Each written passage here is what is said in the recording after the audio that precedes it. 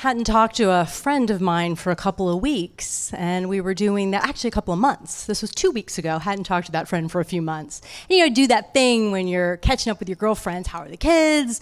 How's your health? How's your work? And she goes, oh, what have you been doing? I said, oh, I'm writing every morning. It's scary. I have no idea what it's going to be. And I'm teaching one of my online courses and loving it. And, oh, I'm going to come and give this talk for this really cool emerging woman thing. Oh, what are you going to talk about? Well, you know, I'm going to talk about that thing I love, enoughness. Oh, I love those ideas of yours. I've heard you talk about that. Oh yeah, you know, oh my God, I care so much about these ideas. I've written about them and I've taught them so much and I get so excited about it, but I have so much to say and I only have 25 minutes and I just don't think I'm going to be able to get it all in. I don't think I'm going to be able to be good enough at this speech.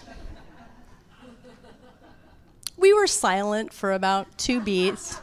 And then I think we laughed for a good minute. And it was really sweet, you know, because we heard it come out of my mouth. And I meant it. I mean, I was really, how am I going to condense? How am I going to get to the core of what I want to say? How am I going to be good enough? Now, I tell this story not only to kind of tell on myself, but because it speaks to my passion, which we've already seen here with Sarah and with Stacy, right? This passion that brings us here on a night that we could be home, I don't know, catching up on Scandal or, you know, getting something off our to-do list. We've come out. So you have that passion, you have that will, you have that drive that Sarah also talked about. But what I discovered in my life, if I only had the will and the passion and the drive, it hollowed me out. It turned me into a comparison junkie. Oh yeah, how's she doing? Am I doing better? When my daughter was little, I used to count how many hours I spent with her versus how many hours my friends spent with their kids. And I had tallies for the working moms and the non-working moms. Yeah. It turned me into an imposter. I would give talks like this regularly with a feeling on the back of my neck like someone was going to come and yank me off. Who are you to be up here? It turned me into someone who was having anxiety attacks. But most of all, and you know, I get honestly both embarrassed and sad to admit this, it turned me into someone who wasn't there for her life. We just had Sarah talk about being present. I was having some of the best times of my life. I had a beautiful young child. I was having great success. I was publishing, and I wasn't there for it. I was always on to what did I need to do next? What do I need to accomplish? How do I need to show up? I remember walking off Oprah that I had vision boarded, I had meditated, I'd worked that shit to get on there. I don't know how I did still, but I walked off that set completely empty. Completely empty. I didn't know why at the time. I thought, well, maybe that didn't go so well. But I went into about a 2-year funk. I was still working, but I couldn't write another book. I couldn't figure out what I wanted to say. I didn't know why. I wish I could tell you I was really smart and I figured it out, but it took a few years. I expected getting on Oprah to finally make me enough. I don't know what I thought. She was going to anoint me. You know, yes, yes, here, child, you're enough. Go out, write more books, lead retreats, speak. It's good. Your ideas are good. I don't know. I didn't fantasize that far. I didn't realize. Now, dig this. At this time, I'd already published 4 books. I had hundreds of thousands of books in print, been on bestseller list and a German book tour. I was regularly invited to give talks and I led retreats. And yet, that lived experience of enoughness was not available to me. What was available to me was that feeling in the back of my head. Are they going to come and get me? Are they going to tell me, no, not anymore? You're a fake, you're an imposter. How dare you? So how did I get from there to here, where I'm actually excited to be up here and I don't have that feeling in the back of my head? How did I? Well, I believe I learned, and I want to share with you 2 ideas tonight, how to live enoughness. Not as a declaration or a big idea. I mean, those are great to say, I am enough, right? But how do we actually live it in a daily way? How do we live it when we do screw up, when we do have failures and mistakes? How do we live it when someone we love is dying? How do we live it when the work isn't going well, when the money's not coming in? Or how do we live it when Chantal was talking about playing, going out into doing this emerging women, or Stacy talking about her critic work? How do we? Good question. Well, the first idea that I want to base this next piece on is, to me, two of the most beautiful words in the English language. And those are your basic goodness. And this is a term from Buddhism, but you don't have to be a Buddhist. And I love the story. You probably all know this story. The Dalai Lama was here in America. This was a number of years ago, and he was meeting with some scientists and researchers. And one of the meditation teachers in the audience said, "How do we help our students with self-hatred?" Which, of course, is another form, more severe form of not enoughness. And he couldn't understand. And the translator kept trying to help him understand this question about self-hatred. And he said, "Is this a nervous disorder?" And he said, no, this is a state of mind. And he said, "I don't understand. We don't have that word. Do they not know about their Buddha nature? Do they not know about their basic goodness?" That idea has probably shifted more for me about this feeling of enoughness and brought me to the truth that, if you remember one idea from tonight, besides that feeling in the back of my head, it's this. Your enoughness doesn't live out there. It doesn't live in any accomplishment. It doesn't live in any book contract. It doesn't live in the corner office. It doesn't live in getting out of the corner office and launching your own company. It doesn't live in your kid getting into the right school. And it certainly doesn't live in the number on the scale. It lives in your declaration of what is enough and in your lived experience of your basic goodness. And both of those things are available to you everywhere, every day, every moment, no matter how much shit is hitting the fan or how badly you feel that you've screwed up and your critic is yammering around in your ear. So how do we do that? How do we live this enoughness? Remember our basic goodness and our declarations of enoughness. Good question. The first idea I want to share with you is called conditions of enoughness. And it is the idea of declaring in facts what is enough for you in any given project or day or to-do list.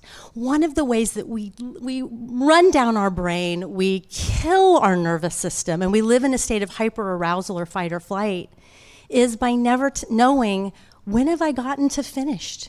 When have I gotten to enough in a day or a project or something on my list, an exercise session?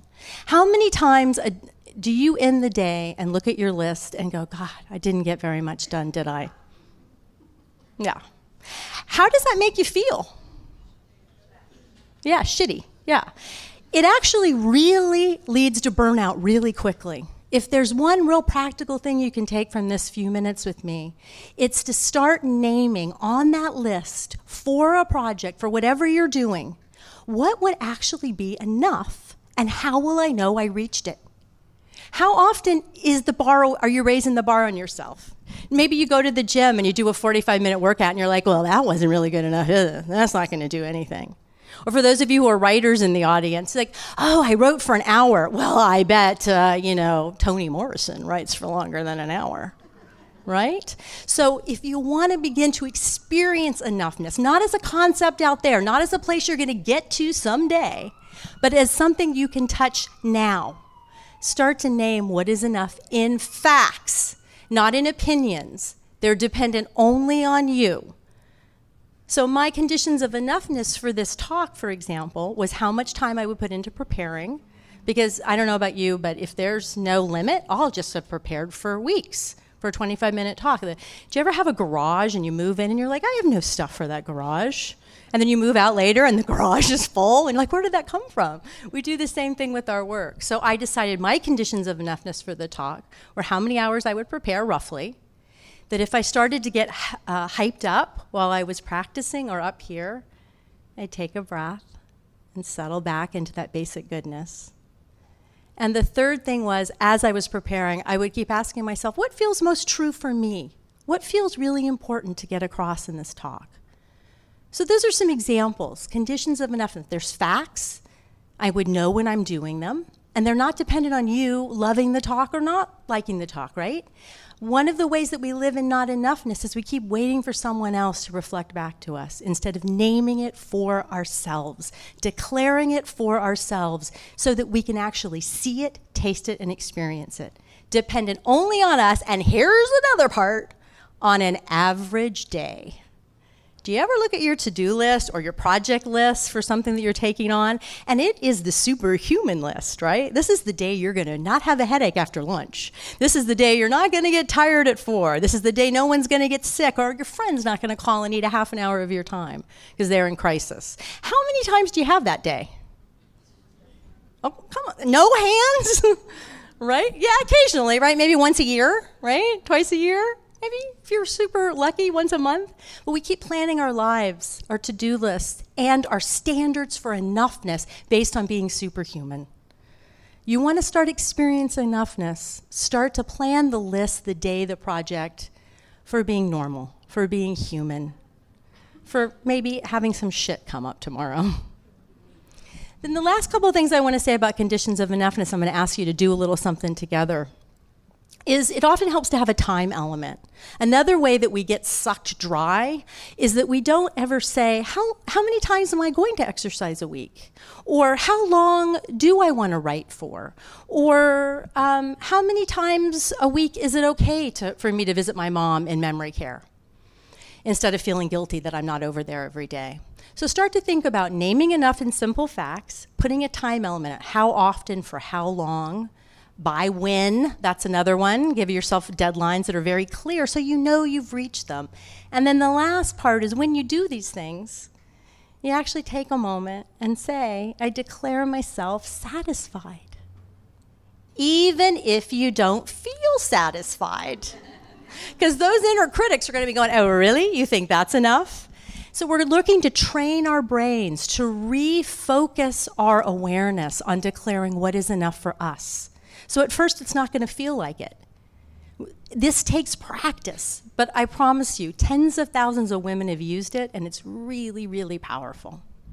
So here's what I'd love to do. I'd love for us to turn to each other, maybe in groups of 3, and I'd love you to share, and I'll give you a ding about it every minute, so everybody gets about a minute to do it. What's something tomorrow that you could use conditions of enoughness for? Something that right now the bar is really high or it's really unclear or you would have no idea if you actually finished it and were satisfied. And share that with each other, and then you can listen and you can kind of hear maybe if you give each other a little feedback if you think that person hasn't made it really clear and dependent only on them on an average day. All right, you willing to give it a try? All right, just turn to the people that are near you would be great. And I'll give you a ding in about a minute to switch.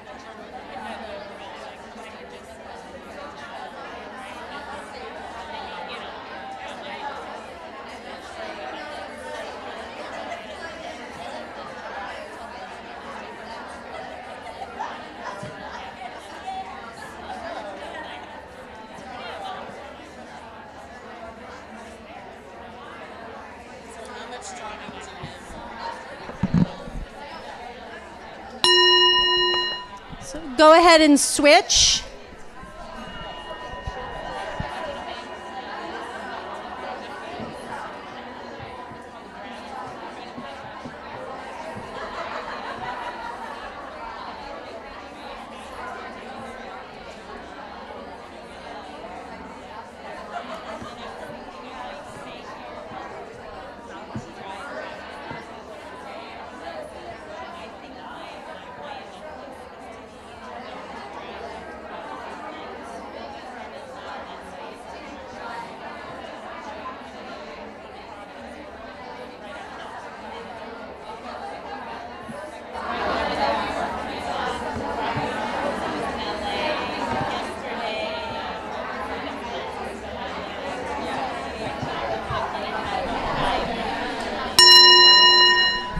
1 more minute for groups of 3.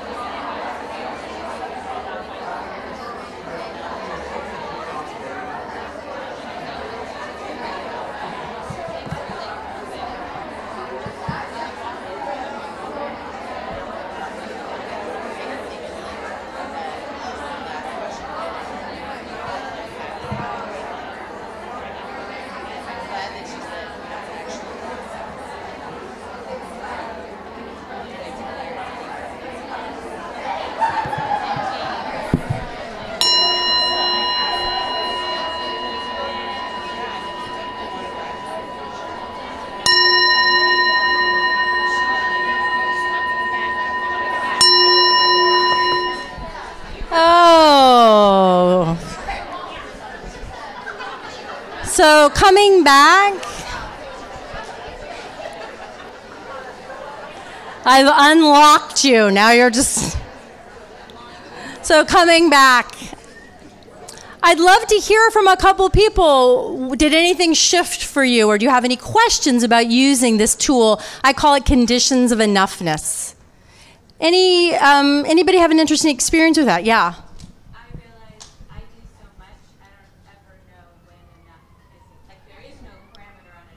Beautiful. Oh my gosh, that is so profound. I realize I do so much, there's no parameter on enough.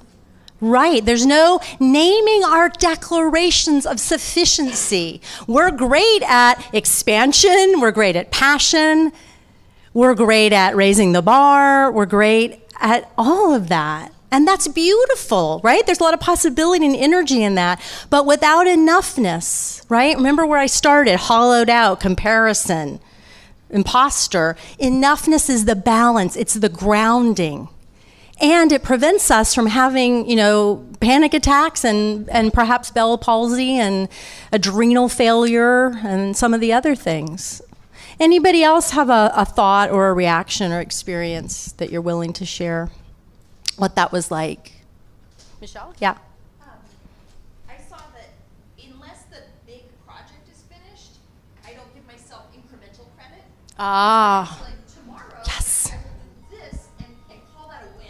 Right. So of course the thing's not done. Right. So there's no incremental stopping and declaring you're satisfied. And that really is debilitating. It really leads to a sense of, I'm not getting anywhere, I'm not accomplishing anything. It can really get you stuck and your confidence can fall away. It's one of the reasons people don't get off the ground with their projects, because they don't actually see the progress they're making. Or we wait for someone else to tell us that we're making progress. We wait for the sales to come in, or the accolades, or the promotion. And that becomes just like me waiting for Oprah to say, yes, honey, you're enough, right? Then our lived experience of enoughness is not in our hands. It is funny, I know. Poor woman, I can't believe I did that to her. One more comment, does anyone, yes? I realized that my goals were superhuman, and also I was forgetting things like eating. My goals were superhuman and I was forgetting eating, right? Forgetting self-care. Yes, and again, I'm not dissing the goals. The goals are great. They're fun and exciting, but they become something that can crush us and hollow us out if we don't have that lived experience. And I really want you to hear the words lived and experience. Not declarations, but this lived experience of using conditions of enoughness. It's not tomorrow, it's not out there, it's not when then. It's here now. And it is dependent only on you, not on how something goes, not on if you get the win, but because you declared it's enough. You declared you're satisfied. What I've learned is if I wait for someone else to tell me I'm enough, I'll never be enough. And then we're not here for this precious life. It's very hard to be present. Another Buddhist quote about enoughness is, all self-doubt arises from not understanding and experiencing our basic goodness. All that lack of enoughness. So that transitions me in my last few minutes here. I want to give you one more tool that is based on so much good neuroscience research. It's a really profound way to calm down our cortisol and our adrenaline and our stress hormones, and open up our intuition, our empathy, and some of the wonderful mindset that Chantal was talking about. So it goes like this. Would you be willing to just put your hand on your heart for me? Yeah. And you can close your eyes or soften them if you like. And just become aware of that heart, that 40,000 plus neurons, that heart brain beating under your heart. And what research is showing us is those heart cells in our heart, those mind cells, those brain cells, in our heart, are more powerful to change our mood and to help us feel this connection to our basic goodness than our minds and anything we can think. So here's the tool. Bring to mind a happy memory right now. It could be anything. A moment of feeling loved or safe, feeling enough, feeling relaxed. I bring up memories of my wedding last August. How peaceful and beautiful and connected. And as you bring up this memory, it doesn't matter what it is, let yourself go ahead and focus on the good feelings it brings up. Let them grow more intense by breathing into it, breathing into your heart. Let it fill you. And this goodness, these wonderful feelings as they grow stronger, they are you. They are your core, unstainable and unchangeable. And you can rest right here. You can let the chair support you a little bit more. You can let your jaw soften. And you can tell yourself there's nothing else to do. There's no place else to be. I am here. I am safe. And just allow those feelings to grow a little stronger, resting back on them, soothing you. You're doing it perfectly.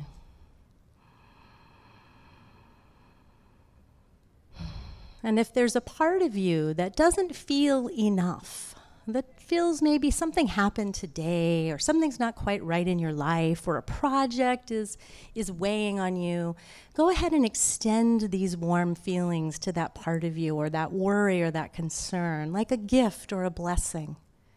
Not to change them or make them wrong or make them go away, but just to remind them that they too are part of your basic goodness, unchangeable and unstainable.